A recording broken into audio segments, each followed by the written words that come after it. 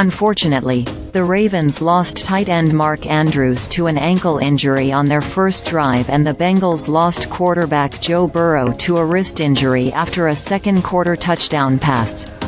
Neither returned. Baltimore scored 3 first-half touchdowns and pulled away in the second half for a 34-20 victory. The Bengals dropped to 5-5 and remain last in the AFC North.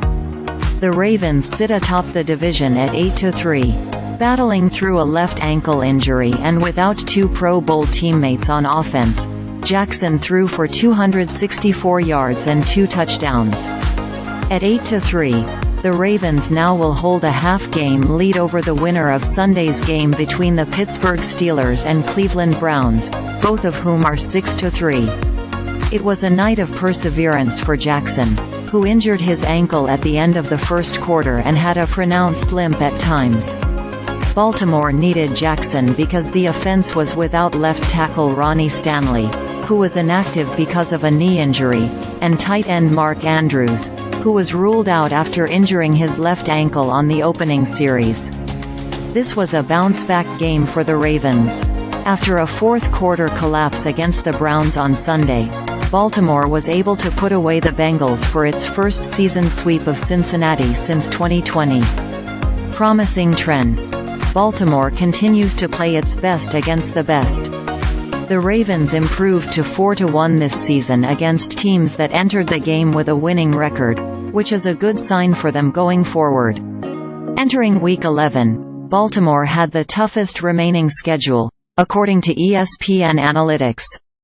The Ravens' remaining 6 games come against teams that are a combined 31-23. 574, including matchups in December with current division leaders Jacksonville, San Francisco and Miami. Eye-popping stat. How unlikely was wide receiver Nelson Agholor's 37-yard touchdown late in the first half? The TD probability was 3.7%. According to NFL Next Gen Stats. A surprised Agholor had a pass deflected by Bengals linebacker Germaine Pratt land in his hands at the 29-yard line and outran the Cincinnati defense the rest of the way. He capped his 3rd touchdown of the season with a forward flip into the end zone. Silver lining. In a season filled with injuries, the Ravens might have suffered their most significant one when Pro Bowl tight end Mark Andrews was ruled out after the opening drive with a likely season-ending ankle injury. Without Andrews, Jackson relied more on his outside targets.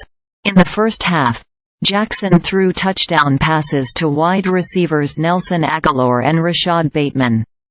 This marked the first time he produced multiple touchdown passes to wide receivers since Week 2 of last season. Jackson had a career-high 206 yards passing when targeting wide receivers.